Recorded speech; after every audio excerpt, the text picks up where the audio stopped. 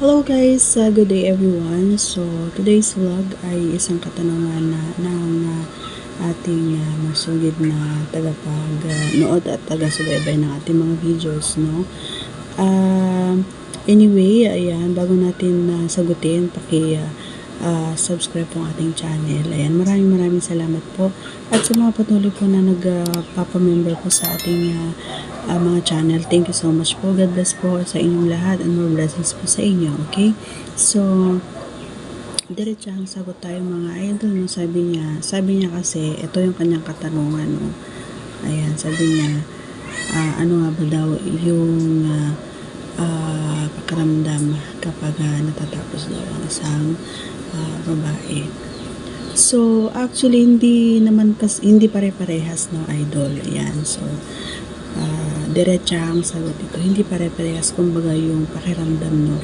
May mga natatapos na maganda ang kanilang pakiramdam.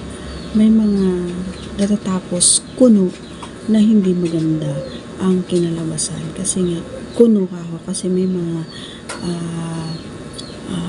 nagsasabi na natapos na pero hindi pa pala. Mapagkunwari, kumbaga nagkukunwari.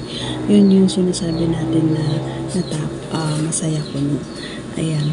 At may mga natatapos din na sinasabi lang nilang natapos para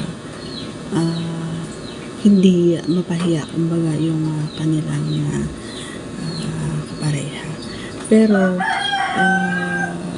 on my behalf, kasi hindi ako papayag talaga na pagdating sa ganun is hindi ako pumapayag na hindi talaga natatapos. So, para sa akin, syempre, happy.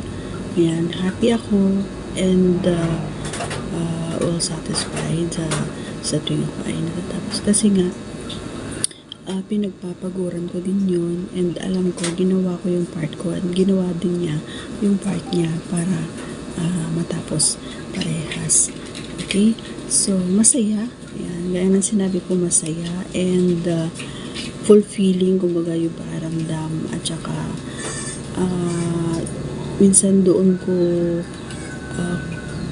nakakatulog ako. Alam mo yung stress ko sa buhay na ilalabas ko, kumbaga, at sumasarap yung tulog ko kapag natatapos. And yung isip ko is nagiging clear, kumbaga. Ewan ko, yun yung nangyayari sa akin basta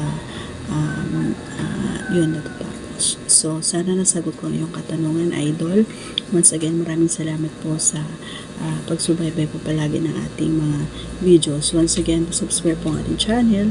Thanks for watching, guys. Ayan, and please, huwag po natin skip ang ating mga ads. See you on our next vlog. Bye!